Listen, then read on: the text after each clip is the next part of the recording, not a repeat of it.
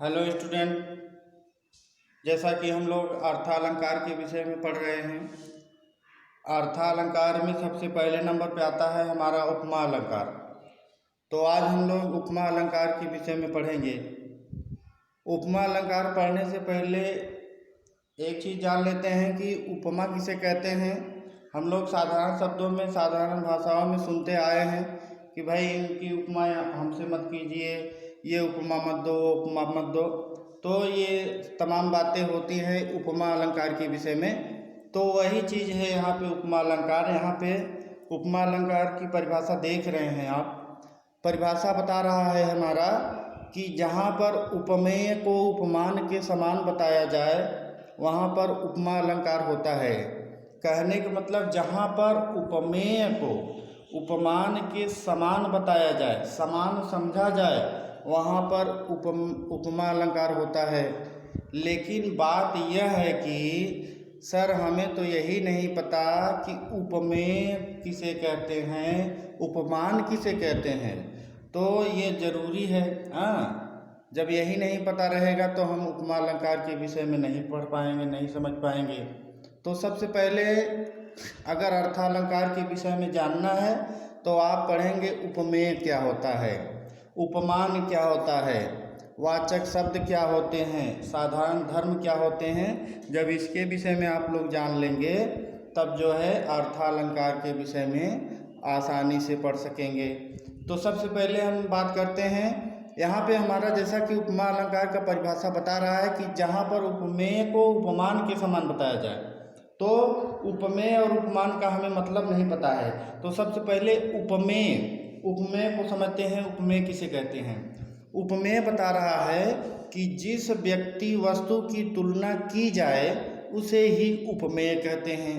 अर्थात कहने का मतलब यह है कि जिस व्यक्ति वस्तु की तुलना की जाए, यानी जिसकी तुलना की जाए जिससे, जिसकी तुलना जिससे की जाए वही जो है उपमेय कहा जाता है।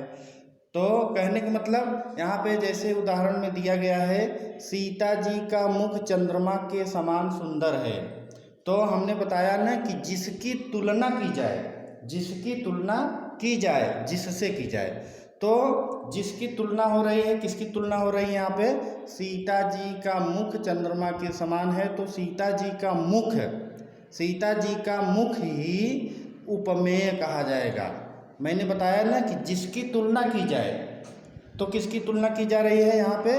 सीता जी के मुख की तुलना की जा रही है। और किसके समान बताया जा रहा है? किसके समान बताया जा रहा है? चंद्रमा के समान बताया जा रहा है। तो यहाँ पे चंद्रमा हमारा उपमान हो जाएगा और सीता जी का मुख उपमेय हो जाएगा। उपमेय का अर्थ यही है कि जिसकी तुलना की जाए, जिससे, जिसकी तुलना जिससे की जाए। अर्थात सीता जी के मुख की तुलना चंद्रमा से किया जा रहा है यहाँ पे। तो सीता जी का मुख ही उपमेय कहा जाएगा और चंद्रमा के समान बताया जा रहा है, जिससे किया जा रहा है वह हमारा उपमान होगा। जैसे दूसरे उदाहरण में दिया गया है, आप शेर के समान हो। आप किसकी तुलना किया जा रहा है यहाँ पे? जिसकी तुलना की जाए। तो आपकी तुलना किया जा रहा है, किससे किया जा रहा है? शेर के समान। तो आप इसमें क्या हो गए? आप ही उपमेय हैं और जिससे, जिसके साथ किया जा रहा है, जिसके साथ तुलना किया जा रहा है वह जो है उपमान कहा जाएगा।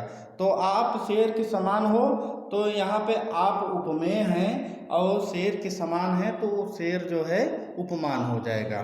तो उपमेय और उपमान समझ में आ गया। अब हम आपको बताते हैं वाचक शब्द क्या होता है। वाचक शब्द हमारा बता रहा है कि उपमेय और उपमान की तुलना जिस शब्द के द्वारा किया जाता है। कहने का भाव ये है कि उपमेय और उपमान की तुलना, यानी जिसकी तुलना जिसके साथ किया जा रहा है और जिस शब्द के द्वारा किया जा रहा है, तो वही हमारा वाचक शब्द हो जाएगा।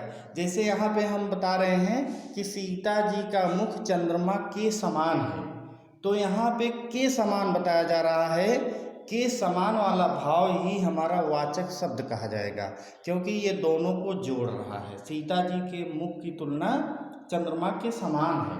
के समान है। तो ये जो के समान वाला भाव है यही हमारा जो है वाचक शब्द कहा जाएगा। अब चौथे नंबर पे आता है हमारा साधारण धर्म।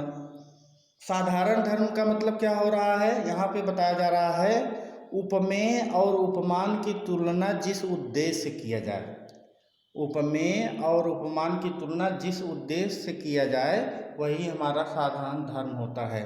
जैसे कि मैंने उदाहरण बताया ना कि सीता जी का मुख चंद्रमा के समान है, समान सुंदर है। सीता जी का मुख चंद्रमा के समान सुंदर है, तो इसमें सीता जी का मुख जो है उपमेय हो गया, चंद्रमा जो है उपमान हो गया, के समान जो बता रहा है, भाव जोड़ रहा है, यही हमारा वाचक शब्द हो गया। अब क्या है, सुंदर है, सुंदरता को बता रहा है, यही हमारा साधारण धर्म होगा। बताया ना कि उपमेय और उपमान की तुलना जिस उद्देश्य से किया जाए, तो यहाँ सुंदर होने के उद्देश्य से बताया जा रहा है, तो ये सुंदर वाला भाव हमारा यही साधारण धर्म कहा जाएगा। अब उपमा अलंकार का परिभाषा आपको समझ में आ गया होगा। जब उपमेय उपमान वाचक शब्द साधारण धर्म समझ में आ गया तो आप परिभाषा भी आसानी से समझ जाएंगे। तो अब हमारा उपमा अलंकार का परिभाषा बता रहा है कि जहाँ पर उपमेय को उपमान के समान बताया जाए, जहाँ पर उपमेय को उपमान के समान बताया जाए या समान समझा जाए, वहाँ पर ही उपमा अलंकार होता है। तो जैसे कि एक उदाहरण मैंने लिखा है यहाँ पे नीचे देखिए, पीपर पात सरिस मंडोला, ये उपमा अलंकार का उदाहरण है। और यहाँ पे बताया जा रहा है कि पीपर पात सरिस मंडोला, तो यहाँ पे परिभाषा हमारा बता रहा है कि उपमेय को उपमान के समान बताया जाए या समान समझा जाए। तो यहाँ पीपल का पत्ता जो है किसके समान बताया जा रहा है, मन के समान डोलता है। यानी जैसे पीपल का पत्ता डोलता है वैसे ही हमारा मन डोलता है। पीपल का पत्ता कैसा होता है, पीपल के पत्ते हमेशा हर एक अलग पत्ते से जो है हिलते डुलते रहते हैं, हमेशा खड़ खड़ की आवाज़ निकालते रहते हैं, हमेशा हिलता डुलता रहता है।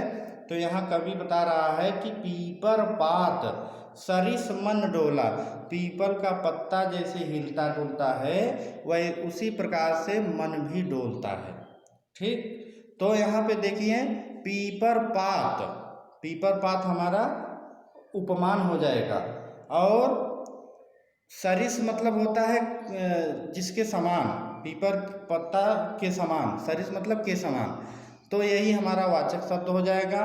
मन क्या होगा, उपमेय होगा, और डोला, डोलने का अर्थ जो है साधारण धर्म माना जाएगा।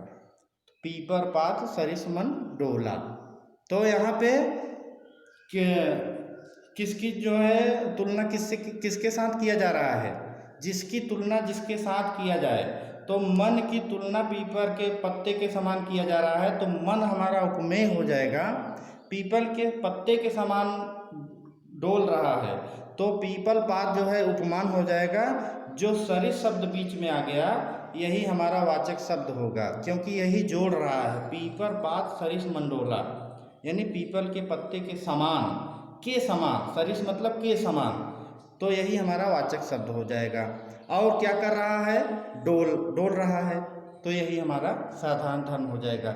इसके अलावा हम आपको जो है और उपमा अलंकार का उदाहरण देते हैं। Okay, thanks.